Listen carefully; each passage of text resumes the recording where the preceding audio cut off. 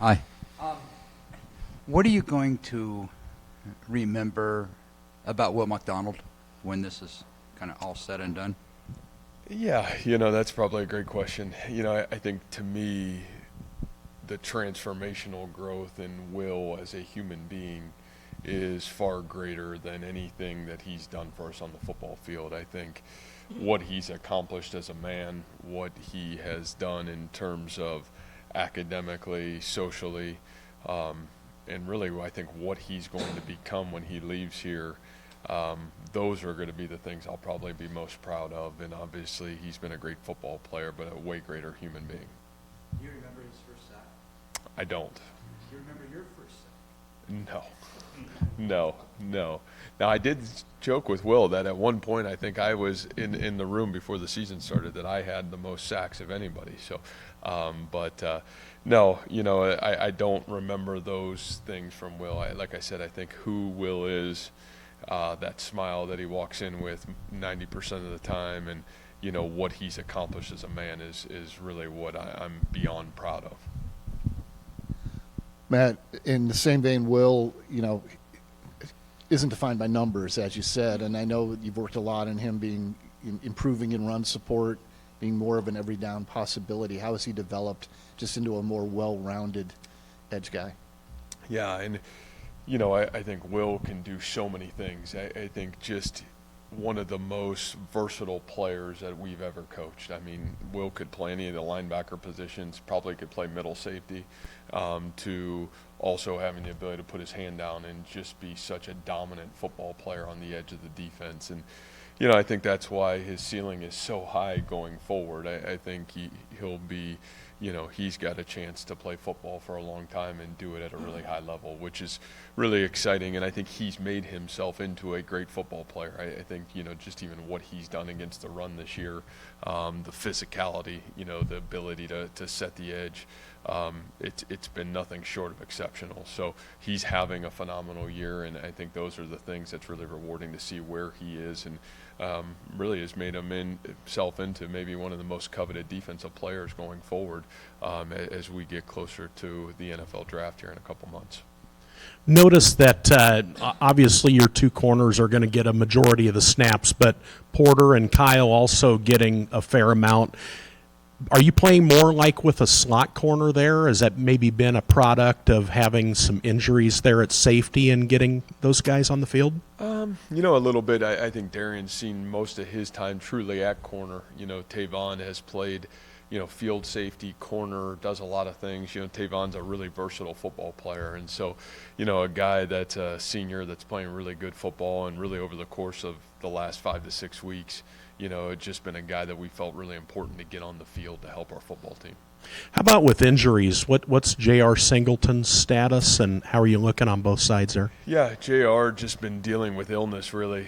So, we think we'll hopefully be able to get him back a little bit this coming week. And, other than that, we feel like from an injury standpoint, we're in a really good place. Yeah, Gyro, I think, we'll see today as we go out to practice, but, was in practice on Sunday and kind of back at it a little bit. Where he is, we'll probably know a little bit more as we go through the week, but at least physically able to get out and practice right now. When you rewatched Saturday's game, what did you see offensively in the fourth quarter? Yeah, I just think, again, for us, the execution was elite in the fourth quarter of the football game. And, from the blocking to the running to, obviously the quarterback play, I thought we really executed as well as we had all year. Really, in all honesty, the whole second half of that football game, that's as well as we've played from an execution standpoint and a precision standpoint on the offensive side. I don't think you've wavered all year long, but when those guys have that on tape and you can say when you do it right, this is what happens. Is that validating to them going forward and sustainable that this is what they can do? Yeah, I think that those are, we talk about, obviously, I think anytime you're growing and so much of that group is all growing, you talk about moments where there's breakthroughs, and I thought, at least in the second half of that football game against a really talented defense, you saw a breakthrough where, man, there was high-end execution across the board. And so, I think those are great things to have happen. I think it's telling that, that group is still pounding away at it, in the month of November, and, you're well into the football season. And I've always felt like our teams continually get better as the season goes. And I think there is some validation of, man, this is what we can do, and this is what it can look like when it's done with precision and detail, because I think those are the things we've been pounding away at. And as you've heard me talk, inconsistency has hurt us at times, and to get that consistency and then to see the end result of it, I think those are huge things for us. What's Dion bring to the running back room, and I guess how much of a spark did he kind of provide on Saturday? Is that something you kind of hope for moving forward with him? Yeah, I think Dion's been a guy that's probably has not been talked about probably enough, and probably the reason of it is just because of the inconsistencies we've had. But really, since Kansas, Dion has went into the football game, and I really thought did a great job for us, gave us a chance to survive those couple weeks where it was like, man, what the heck is going on at running back, and I think for Dion has always been a guy that's provided a spark. Even a year ago, when you look, when he got into the games, late in games, he provided something, a spark of something positive to happen. And I think that really he's done an incredible job of being consistent. He's been one of the guys that, man, each week you talk about, you're looking for the guys that are doing it right with great consistency, and he's really been that for us over the stretch of the last 6 to 7 weeks. And it's fitting that his run is kind of what sparks it, and I really felt like he's been a guy that's done everything we've asked him to do with great consistency. So yeah, I hope it only continues for him. But I think when you really look at his play over the course of his career so far, he's brought a spark to our football team every time he's been in. Talk about the spark. Is there one play, one spark in particular that really stands out that you were like, that's a moment we really needed? Well, the big run that Dion makes, after right in the beginning of the fourth quarter, and I think Hines, you asked about it, on Saturday, and you go back and watch the game. That is a big play in the game, and I obviously it's really well blocked. Trevor's got a phenomenal block on the Mike linebacker. Huff does a great job cutting off the backside defensive tackle, who's a great player, and man, Dion just slithers through there and makes a big run. And then the next possession, he makes another big run down our sideline. And so, big plays, that's part of momentum, and I think we've been looking for the consistency of, not only creating momentum plays, but then sustaining those plays and finishing those plays off. And I think the two things that both those runs happened is we scored touchdowns off of both of those. We finished and we gave ourselves real momentum, which, we've had some momentum plays, just haven't finished them. So I think those are two big plays in that game that we were able to finish on. And I think, it's like, man, what do you talk about? You talk about putting it all together with consistency. So I think those, you have to have a spark to do it, but then you got to go finish it. And I thought those were the reasons why you're fired up a little bit about what we were able to accomplish Saturday. Coming into this one against Oklahoma State, what's it like going into a game where you're kind of preparing for 3 different quarterbacks depending on which one comes out healthy and which one doesn't? Yeah, I think the reality, you look at this is the most veteran team in our conference. I mean, you're talking about the amount of guys that we're playing against that I feel like we've played against for the last 5 years on offense and defense is staggering. And, this is a team that has battled some injuries over the course of the last couple of weeks, but when you talk about a Mike Gundy coached offense, it's not changing a whole lot. What they do is what they do. They've got great playmakers on the outside. They're really well coached on the offensive line. They've got always a consistent, really great running game, and you got to prepare for the total whole. And so, no matter what or who, then you're going to get a team that's got elite playmakers at every area, and you got a guy at the trigger position that is well versed in the scheme. And I think that's the thing that Coach Gundy brings to the table is, man, you can go through the course of the last 20 years, what they're doing on the offensive side of the football really hasn't varied, no matter who's been in a quarterback. So, I think we at least have a global understanding of what we're preparing ourselves for. Matt, I know you talked about after the game, will you be defined about what you've been so far, or can you transform yourself? And obviously encouraged by the result on Saturday, but what was it like getting with the guys on Sunday, your player-driven leadership? Or was there anything you saw then that's like, man, the steps are coming now.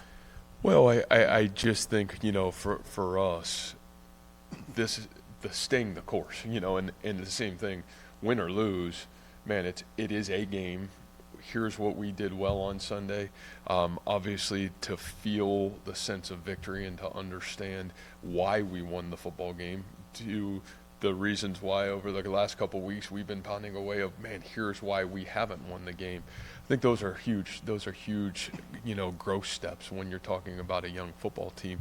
The key is, man, can we keep growing? Because obviously there's still things in that game across the board where if we can grow from it and learn from it, then we can transform ourselves into a team that has a chance to have reached its full potential by the end of this football season. And I think that's what, you're always trying to pound away at. Whatever the result is or is not, you're trying to continue to grow so you can be the best version of yourself.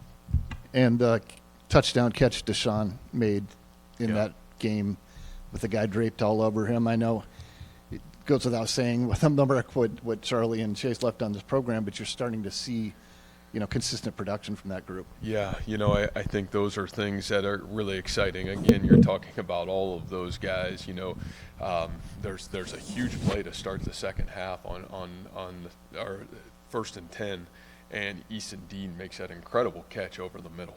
And it's a huge first down in the game that kind of gets that drive going. We end up driving down. And then you talk about, obviously, Deshaun's play. And, those guys have, in my opinion, that group has really grown through this season. And, Deshaun's made some big plays in the red zone for us. He's had some great catches. And, I think what's awesome about that play is, you're right, Deshaun makes an incredible catch.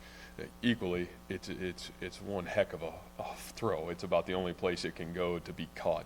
And so, I think the execution of those things, those are those moments that we've talked about on the other end where you're saying, man, we're almost there. We haven't made those plays. We made those plays Saturday, and, it's great for a guy like Deshaun to make that play because you see his growth just continue to happen at a really high rate. And so those things are when you're talking about, man, tangible results to what you're talking about, those are huge positives. You talk about a Mike Gundy coached offense, but what happens when that offense flips like a Matt Campbell coached offense flipped last Saturday? Well, yeah, I think the hard thing is, you're constantly trying to get yourself to be, what you want to do, and who you want to be. And I think when you talk about, boy, we could write the narrative of like what Mike Gundy's offense when at its best, what it looks like, man. You got tempo, you got playmakers, you got running game, you got consistency and balance. And, I think those are things that when they're at their best, man, they're humming, and it's really impressive. And, I think when we've been at our best, you see a sense of balance and consistency that's really impressive. So I think both teams are trying to find those things with the consistency that they want to find them right now to be playing good football. Go ahead. Was it just a matter of time when we were going to see the reverse or whatever it was, or the option? Right. For example, and I'm not even going to go there about the quarterback understanding. Was it just a matter of time when we see that, or what did you need to see in order to pull those plays out?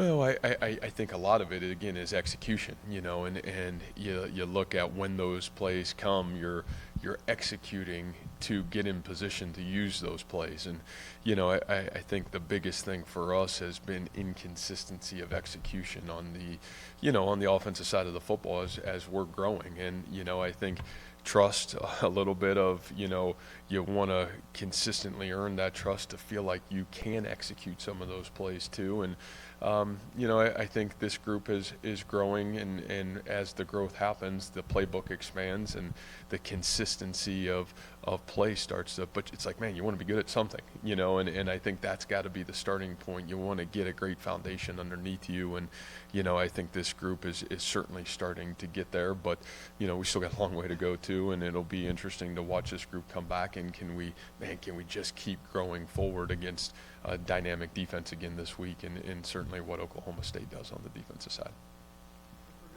All right, guys, thank you. Yep, thank you.